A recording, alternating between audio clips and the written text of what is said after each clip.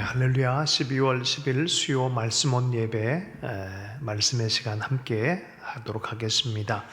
오늘 본문은 사무엘상 26장 23절의 말씀입니다. 오늘도 계속해서 다윗과 함께 광야와 다윗이란 제목, 부제는 인생 광야 엔게디에서 일어난 일이라는 부제를 달았습니다. 본문을 잠시 보겠습니다. 사무엘상 26장 23절입니다. 여호와께서 사람에게 그의 공의와 신실을 따라 갚으시리니 이는 여호와께서 오늘 왕을 내 손에 넘기셨으되 나는 손을 들어 여호와의 기름 부음을 받은 자 치기를 원하지 아니하였음이니이다. 아멘. 사울의 추격이 굉장히 집요했습니다. 창 던지고 추격해 들어온 그런 이 과거의 이력과는 다르게 이제는 군사들을 데리고 다윗을 향해서 제대로 이제 잡으려고 다가오는 것입니다. 다윗은 이미 광야로 나와서 다름을 많이 받은 그런 상태입니다. 특별히 마온 황무지에 있을 때 참 위험했습니다. 블레셋 군대가 그때 마침 쳐들어오면서 잡으려고 왔던 그 사울 일행은 뒤돌아가고 다시 그 3,000명의 군대를 데리고 다시 다윗을 잡으려고 왔던 그런 때의 일입니다. 24장 2절입니다. 사울이 온 이스라엘에서 택한 사람 3,000명을 거느리고 다윗과 그의 사람을 찾으러 들염소 바위로 갈새.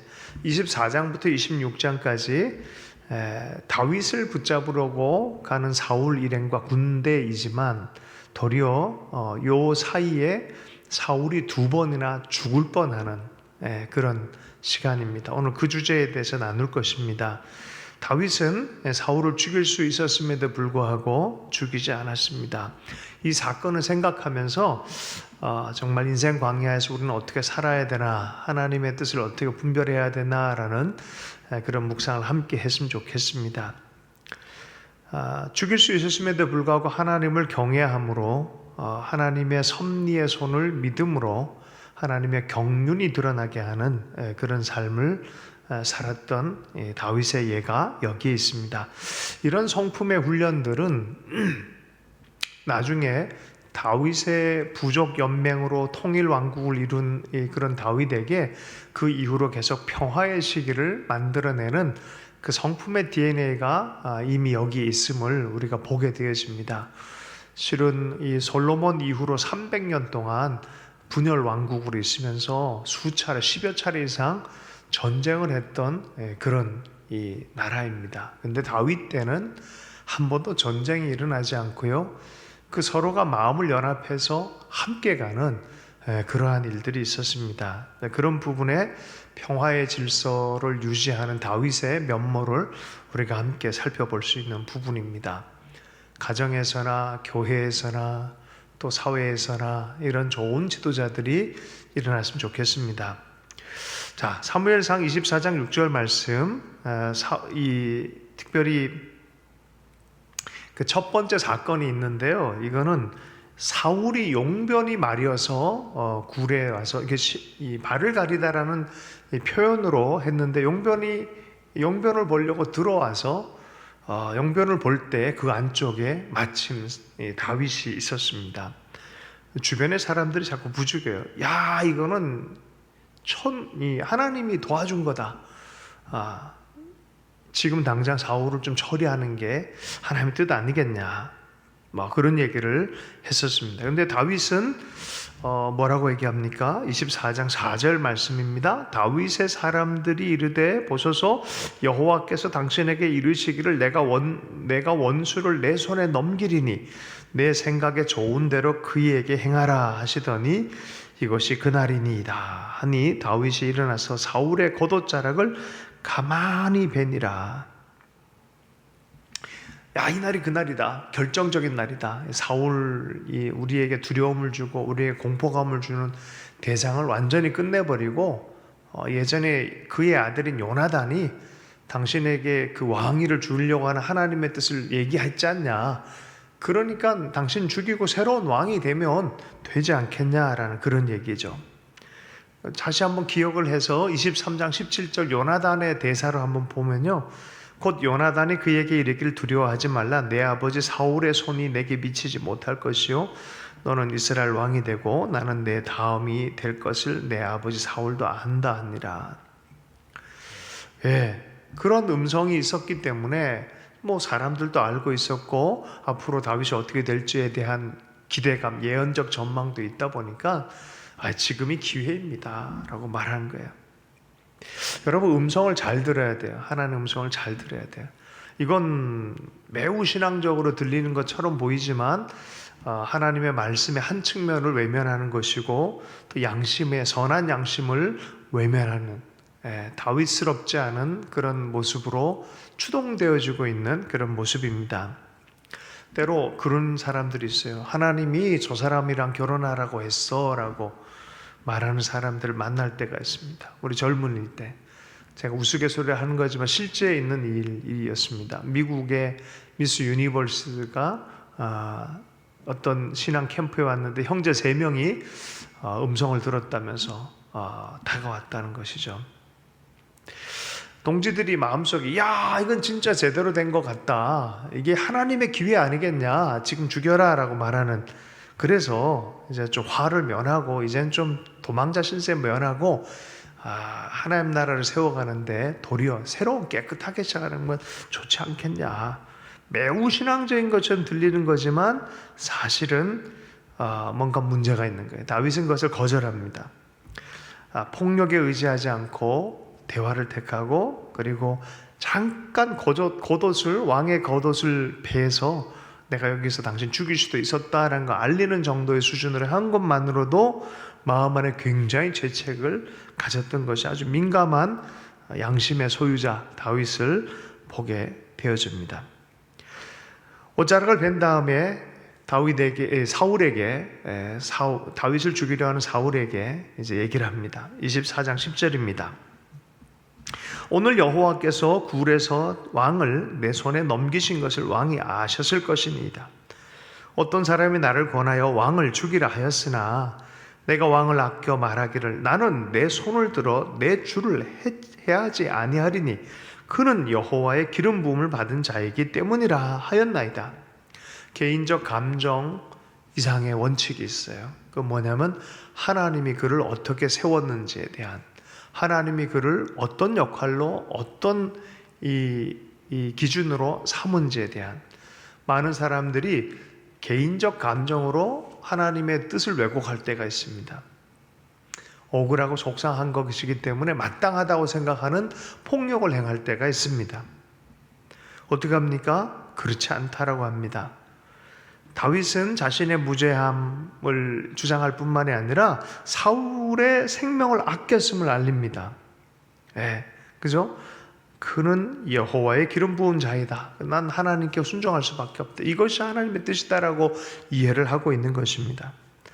타고난 성품이 순하고 착해서 그럴까요? 그건 아닙니다. 뒷부분에 보면 나발을 향해서 막 화를 내면서 달려간 다윗을 봐서는 이분도 한 성격 하는 분입니다. 그런데 이 유일한 이유가 뭐였다고요? 기름 부음 받은 종이었다는 거예요. 하나님의 뜻이 있다는 것을 알고 그것을 받아들인 거죠. 개인적 차원으로 보지 않고 국가 권위의 차원으로 이해를 하고 있는 거예요. 600명은 다윗을 따라다녔던 600명이 지금이 기회입니다 하고 막 몰아붙였을 수도 있겠습니다. 현실적으로 생각하고 이윤을 따지는 사람은 이건 이렇게 해야 지금 이윤이 있습니다라고, 삶이 이윤이 있습니다라고 말해줄 수도 있겠습니다. 그러나 양심을 거스르지 않았어요. 깨끗한 양심의 원칙을 지킨 사람입니다. 그 원칙이 뭐였습니까? 하나님이 세우신 사람, 하나님께서 행하시는 사람, 그 원칙, 그리고 하나님의 손에 그러므로 하나님께 맡길 수 있는 믿음의 섭리적 눈, 철저하게 하나님의 주권과 그의 의로운 심판을 믿었던 것이 다윗의 뒷심이었어요. 그 마음속의 중심이었어요. 하나님의 필연적인 하나님께서 필연적으로 행하실 일들에 대한 확고한 믿음이 있는 그런 분입니다. 세속적으로 얘기하면 인과응보하시는 하나님을 손을 아신 믿음으로 살 수 있는 용기가 거기 안에 기본적으로 있었죠. 살아계신 하나님을 신뢰하는 그 마음이 다윗의 마음 깊은 곳에 있었습니다. 24장 12절 15절을 읽겠습니다. 여호와께서는 나와 왕 사이를 판단하사 여호와께서 나를 위하여 왕에게 보복하시려니와 내 손으로는 왕을 해하지 않겠나이다. 그런즉 여호와께서 재판장이 되어 나와 왕 사이에 심판하사 나의 사정을 살펴 억울함을 풀어주시고 나를 왕의 손에서 건지시기를 원하나이다 하니라. 예. 그가 잘한다 이런 뜻도 아니고 내버려 두겠다는 것도 아니고 하나님께 맡긴다라고 말한 거예요. 하나님께 맡긴다. 그리고 나는 하나님 앞에 양심을 지키겠다라고 말하는 것입니다. 예. 그리고 나와 왕 사이를 잘 판단하셔서 하나님께서 행하실 것을 올바른 공의의 재판장으로 역사하실 것에 대해서 내 억울함을 풀어주시고 당신의 이 말도 안 되는 이 공격에서부터 건져주실 것을 내가 원한다라고 얘기를 합니다. 주님께서 판단하신다. 예, 그렇죠. 마음이 우리가 대적자에게 사로잡히지 않는 원칙이 있어요. 하나님이 아신다. 하나님을 신뢰하는 자 주께서 보호하신다. 모든 것을 하나님께 손을 이루신다. 이런 마음이 있을 때 우리는 담대한 마음을 다시 차리고 믿음의 걸음을 흔들림 없이 갈 수 있는 줄로 믿습니다. 폭력을 정당방위에 합리화로 말하지 않고요. 자기가 심판자의 대행자로 나서려고 하지도 않았어요. 섭리적 인도하심 하나님의 심판대를 온전히 믿고 맡겨드리고 하나님이 기뻐하실 결정들을 한 것이죠. 사울이 울면서 우회합니다. 26장 17절 사울이 다윗의 음성을 듣고 알아듣고 이르되 내 아들아 아들 다윗아 이것이 내 음성이냐 하는지라 다윗이 이르되 내 왕이여 내 음성이니이다 하고 두 번째 사건이 있었죠. 두 번째 사건 사실은 몰래 사울이 잠들어 있을 때 들어가서 창과 물통을 갖고 나온 사건입니다. 그때 또 다시 회개합니다. 당신을 죽일 수 있었지만 나는 또한 그러지 않겠습니다라고 말해요. 그 본문을 보면요, 사무엘상 26장 9절과 10절에 있어요. 다윗이 아비새에게 이르되 죽이지 말라. 누구든지 손을 들어 여호와의 기름 부음 받은 자를 치면 죄가 없겠느냐 하고 다윗이 또 이르되 여호와께 살아계심을 두고 맹세하노니 여호와께서 그를 치시리니 혹은 죽을 날이 이르거나 또한 전장에서 망하리라. 그죠? 우리가 그런 피 묻힌 일을 행하지 않겠다. 나는 그러지 않겠다. 나는 하나님께 의뢰하고 하나님의 양심, 선한 양심을 지키겠다. 하나님은 하나님이시고 하나님이 행할 것이다 라고 말하는 것이죠. 26장 23절 24절입니다. 여호와께서 사람에게 그의 공의와 신실을 따라 갚으시리니 이는 여호와께서 오늘 왕을 내 손에 넘기셨으되 나는 손을 들어 여호와의 기름 부음 받은 자 치기를 원하지 아니하였음이니라.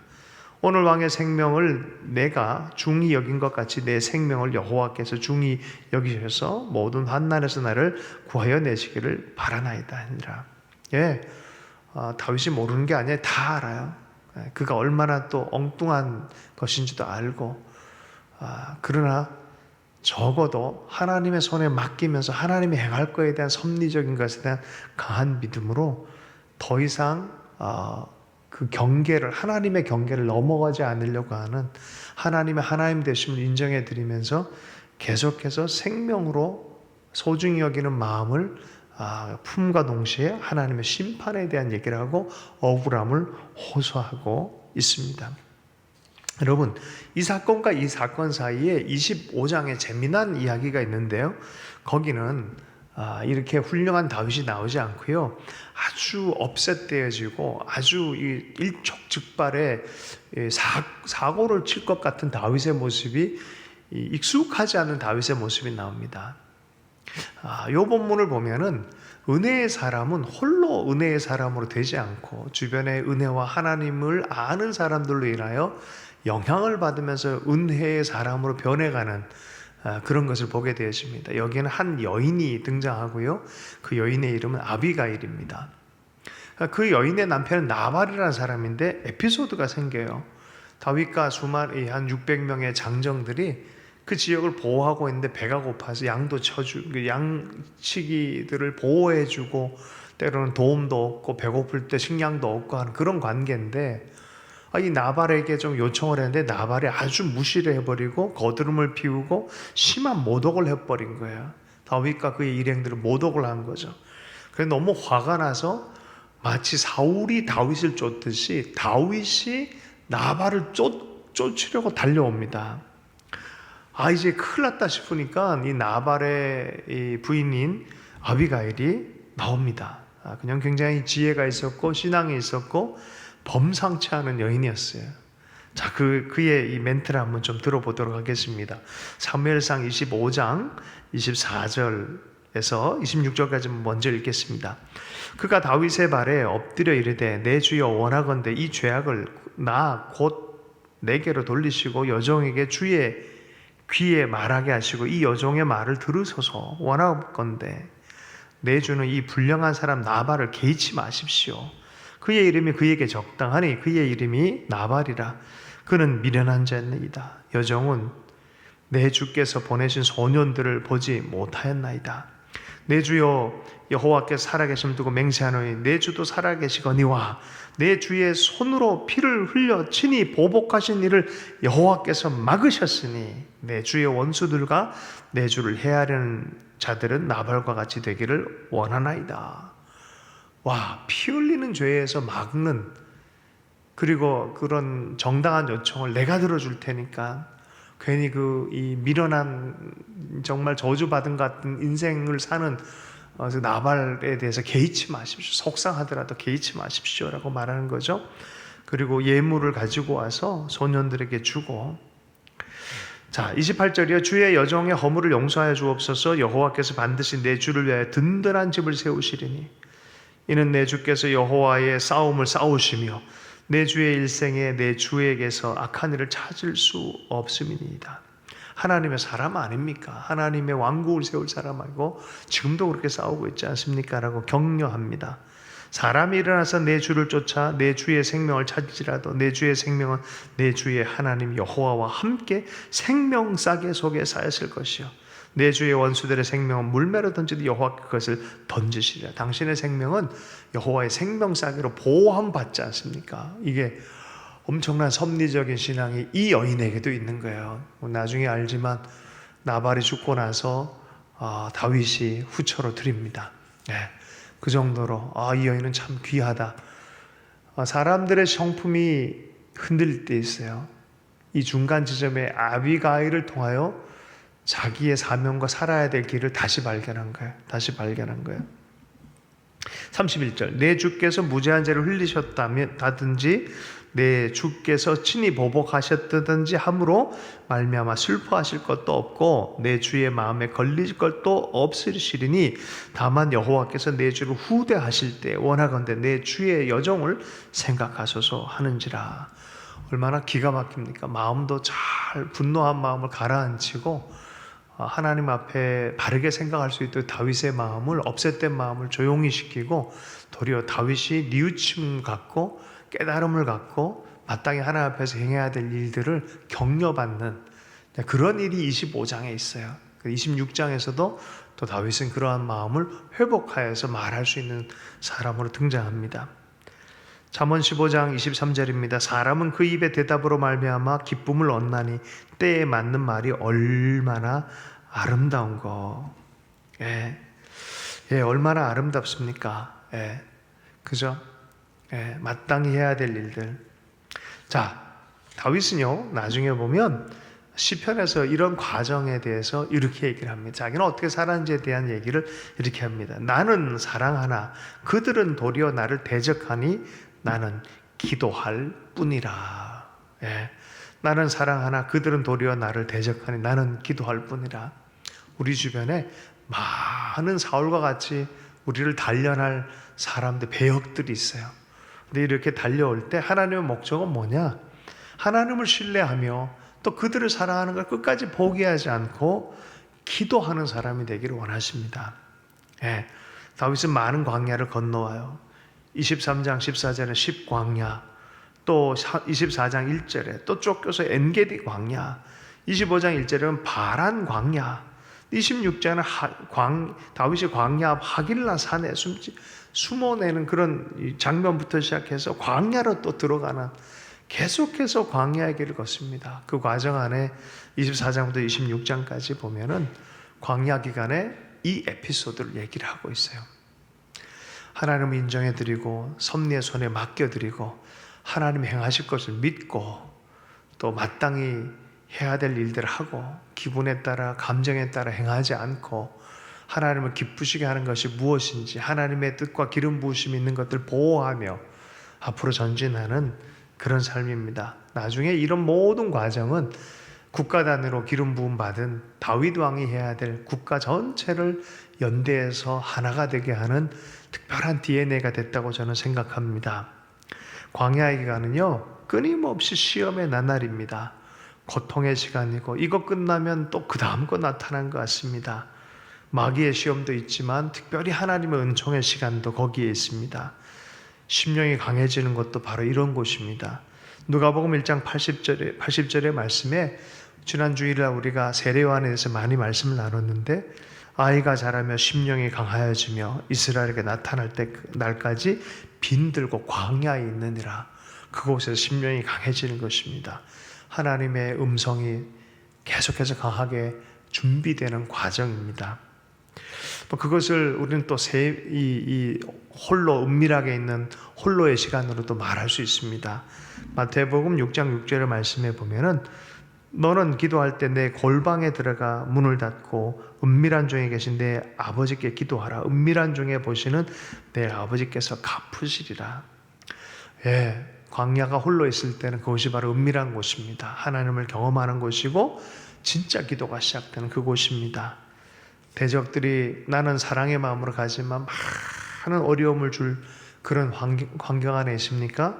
하나님의 귀한 사람으로 빚어지는 순간인 줄로 믿고 기도하는 시간 갖기를 원합니다.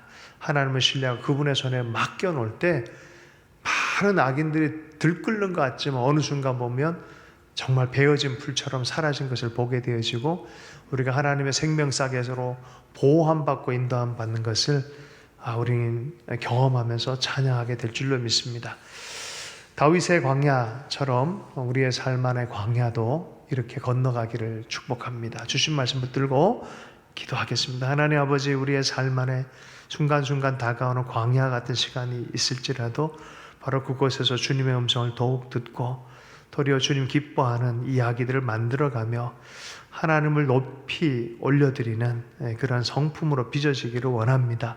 그래서 결국 하나님의 가장 아름다운 이야기가 빚어지는 곳으로 또 기도의 만남의 그 놀라운 축복으로 들어갈 수 있도록 은혜를 허락해 주시기 원합니다. 하나님, 교회 이전 시간입니다. 하나님, 우리 성도들 한 명 한 명 삶의 변화의 시간이기도 합니다. 귀한 복된 변화를 가질 수 있도록 주님 축복하여 주시옵소서. 우리를 하여금 환경에 관계없이 끝없이 사랑하고 끝없이 신뢰하며 하나님의 손을 의지하며 기도하며 사랑하며 살 수 있도록 은혜 허락하여 주옵소서. 시간 주님께 의탁합니다. 살아계신 예수님 축복하며 기도했습니다.